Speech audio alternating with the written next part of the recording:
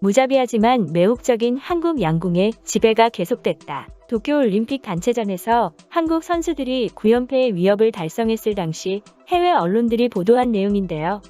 워싱턴 포스트는 한국 왕조의 지배가 이어졌다는 제목의 기사에서 한국 양궁 선수들은 그 어떤 팀보다도 경기 중 자주 미소를 보인다. 그들은 웃으며 상대를 파괴한다며 무자비하고도 매혹적이라고 표현하기도 했습니다. 이로부터 우리나라는 활의 민족이라고 불릴 만큼 뛰어난 활 기술을 선보이고 있는데요.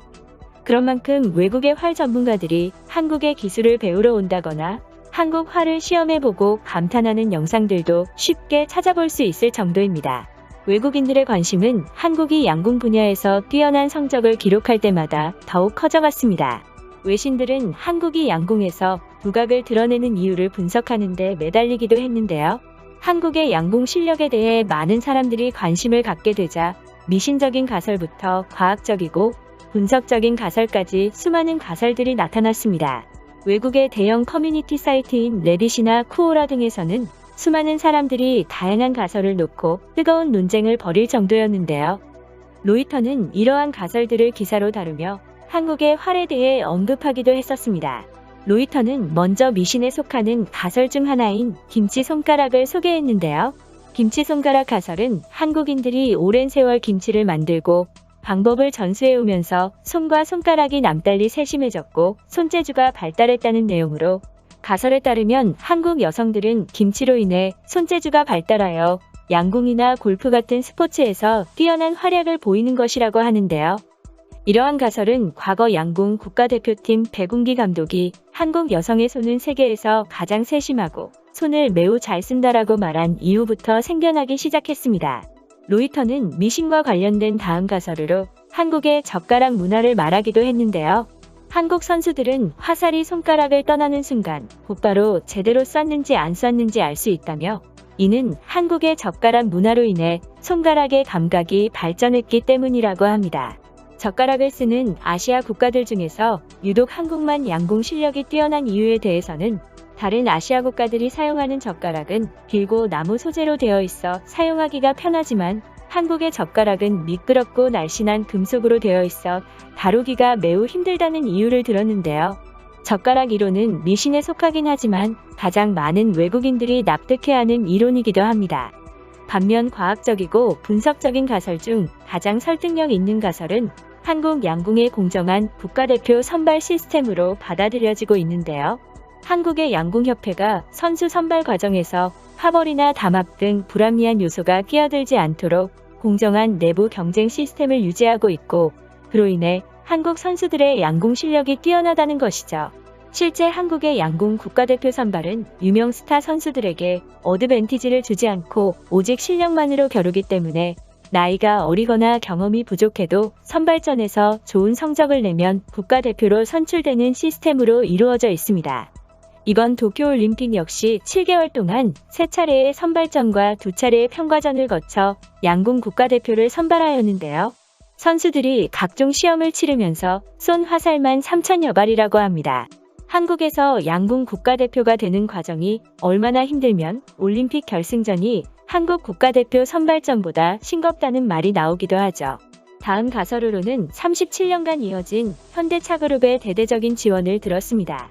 대기업이 나서 훈련장이나 선수들에 대한 재정적 지원부터 훈련을 돕는 기술적 지원까지 아끼지 않고 있어 한국 양궁이 세계 최강이 될 수 있었다는 것인데요.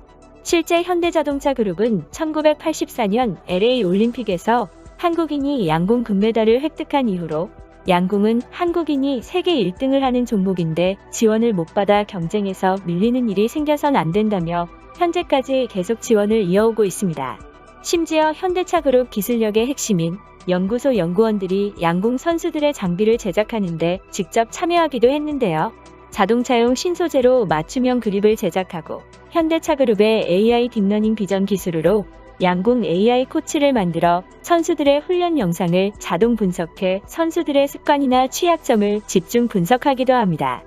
이외에도 이번 도쿄올림픽의 경우 선수들이 실제 경기장과 동일한 환경에서 연습할 수 있도록 한국의 도쿄 양궁 경기장과 똑같은 시설을 건설하고 예상되는 음향과 방송 환경 등을 적용한 모의 대회를 개최하기도 했고, 동일한 기후 조건에서 연습할 수 있도록 기후가 유사한 해외로 전지 훈련을 보내기도 했는데요. 빠듯한 예산 탓에 마음껏 사업을 진행할 수 없는 다른 경기단체들과는 달리 양궁협회는 현대자동차그룹의 전폭적인 지원을 받고 있어 항상 다른 경기단체들의 부러움을 사고 있기도 합니다. 배구 여제라고 불리는 김연경 선수는 지원에 대한 걱정이 없는 양궁협회가 부럽다고 말하기도 했는데요. 이에 외국 커뮤니티에서는 한국 양궁에 대한 토론이 일어나기도 했습니다. 참고로 여자 양궁 단체전은 1988년 올림픽 때 도입됐는데 도입된 이후로 한국팀이 지금까지 모든 금메달을 다 가져갔어. 양궁은 한국이 지배하고 있는 것과 다름이 없지. 놀라운 점은 다른 나라 양궁 대표팀 감독들이 대부분 한국인이라는 거야. 한국인들은 양궁에 무언가 있나 봐. 한국팀의 화살에는 유도 기술이 적용되어 있는 것 아니냐는 댓글에 나는 크게 웃을 수밖에 없었어. 연습량과 재능 차이도 분명 있겠지만 한국 선수들이 집중력이 대단한 것 같아. 한국인들은 일찍부터 늦게까지 일한다고 하던데 다 집중력이 강해서 가능한 것일 거야. 한국 선수들은 올림픽 나갈 때마다 처음으로 금메달을 못 따는 팀이 될지도 모른다는 압박감에 힘들 것 같다. 로빈 후드가 한국인이었나 봐. 한국인들은 활을 잘 쏘네. 한국 양궁은 정말 너무 강한 것 같다. 소문은 많지만 다른 팀들에 비해 너무 압도적이야. 이제는 아직까지 활을 쏘는 원주민들도 몇 년 전부터 올림픽에 참가한다고 했을 때 나는 그들이 금메달을 휩쓸어 갈 거라 예상했었는데 결과는 한국이었다. 30여 년간 한 나라가 계속 금메달을 따고 양궁 여자단체전이 생긴 이래 금메달을 딴 나라가 한국뿐이라는 게 믿어져? 양궁에 관심이 없어서 이번에 처음 알았는데 너무 놀라워. TV 중계에서 해설자가 한국인들은 활에 특별한 재능을 가지고 있다면서 활의 민족이라고 지칭하더라고. 한국인들은 선수가 아니더라도 활 하나씩은 가지고 있는 걸까? 한국팀이 계속 우승하는 이유는 선수들의 끊임없는 노력과 활을 잘 다루는 나라라는 자부심 때문이라고 생각해. 그런 부담감이 실력 향상으로 나타난 것 같아. 나는 어릴 적에 그런 경험을 한 적이 있어. 각도, 속도, 바람 하나라도 틀리면 안 되고 저격수와 같이 호흡만 잘못해도 각도가 틀어져 빗나갈 거야. 정말 참을성과 집중력이 대단하다고 말할 수밖에 없어. 그러면 오늘 이야기는 여기까지 하도록 하겠습니다. 제 이야기가 마음에 드셨다면 구독과 좋아요 부탁드립니다. 시청해주셔서 감사합니다.